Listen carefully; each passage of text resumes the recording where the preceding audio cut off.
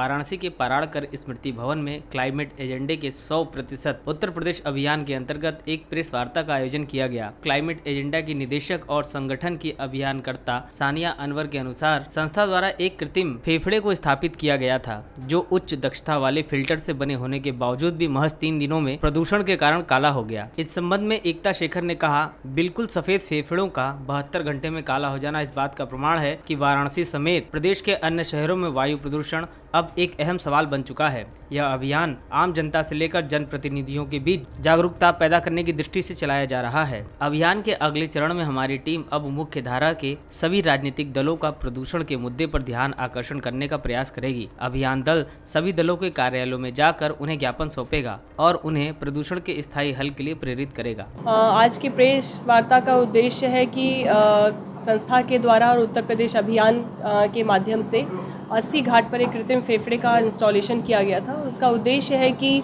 आम जनता जो डेटा और रिपोर्ट्स के माध्यम से हवा कितनी बिगड़ रही है उसको नहीं समझ पाती है, वो उस कृत्रिम फेफड़े से समझ पाएगी।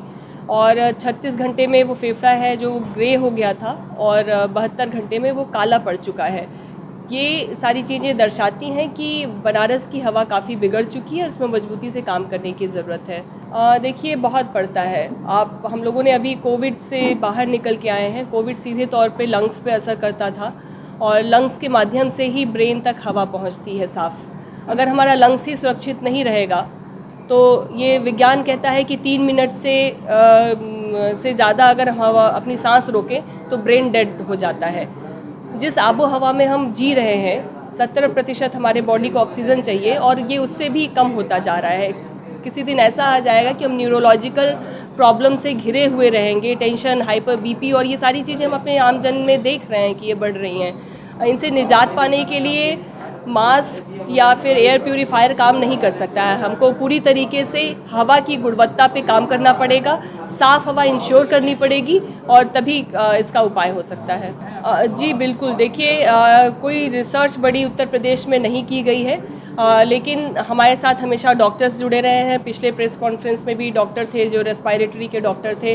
इसके उद्घाटन में भी डॉक्टर वाजपेयी रेस्पिरेटरी से वहाँ उपस्थित थे और उन्होंने कहा कि पिछले 50 वर्षों में रेस्पिरेटरी की समस्याएं डबल से भी ज़्यादा हो गई हैं। उनका ये साफ तौर पे कहना था कि अगर वायु गुणवत्ता पे काम किया जाए, एयर पोल्यूशन की रोकथाम अच्छे से हो जाए तो 50% से ज़्यादा प्रैक्टिस उनकी रुक जाएगी, जो इस बीमारी की वजह से ही उनके पास आ रहे हैं।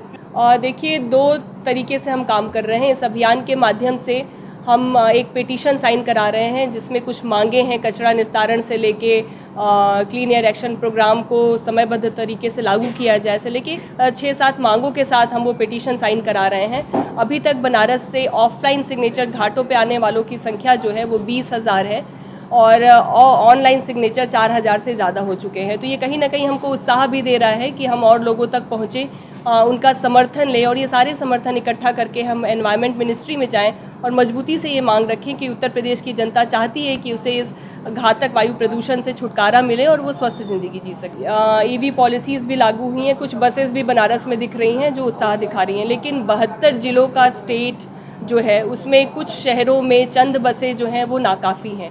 अभी बहुत ज़्यादा काम करने की ज़रूरत है और तेज़ी से काम करने की ज़रूरत है। अगर हम वायु प्रदूषण की बात करें तो इतनी स्लो स्पीड से हम उससे पार नहीं कर पाएंगे। उससे अगर मजबूती से लड़ना है तो जो भी योजनाएं बनी हैं उनको तेज़ी से लागू करने की ज़रूरत है। 2 साल से ऊपर हो चुके हैं क्लीन एयर एक्शन प्रोग्राम के बने हुए, लेकिन आज भी बनारस में वो किस तरीके से काम कर रही है, क्या कर रही हैं, अभी तक उन्होंने क्या किया है, अगर आप आंकड़े मांगने जाएं तो आपके पास कोई आंकड़ा नहीं मिलेगा। तो मुझे लगता है थोड़ा सा विभागों को भी स्ट्रिक्ट होने की ज़रूरत है, सरकार को स्ट्रिक्ट होने की ज़रूरत है, ताकि जो भी विभाग इसमें जुड़े हुए हैं वो अपना काम मजबूती से कर पाएँ और हम लोगों को साफ़ हवा मिले। इसके साथ ही हम राजनीतिक दलों के दफ्तरों में भी जाने की कार्य योजना बना रहे हैं। इस अभियान के माध्यम से जो भी चीज़ें आ रही हैं लेके हम अलग अलग राजनीतिक दलों के पास भी जाएंगे, क्योंकि ये मानना है हमारा कि किसी एक दल की ये जिम्मेदारी नहीं हो सकती है। वायु प्रदूषण जैसे गंभीर विषयों पे सबको मिलके काम करना होगा और अपनी एक कार्य योजना रखनी होगी। पेश है न्यूज बकेट हिंदी मासिक पत्रिका। पढ़ें इस महीने की पूरी खबर विस्तार से हमारे न्यूज बकेट की मैगजीन में। हमारी ई मैगजीन को मुफ्त में पढ़ने के लिए अभी लॉग इन करें www.newsbucket.in पर। इसके अलावा रोज की ताज़ा खबरों के लिए हमारे YouTube चैनल को तुरंत सब्सक्राइब करें।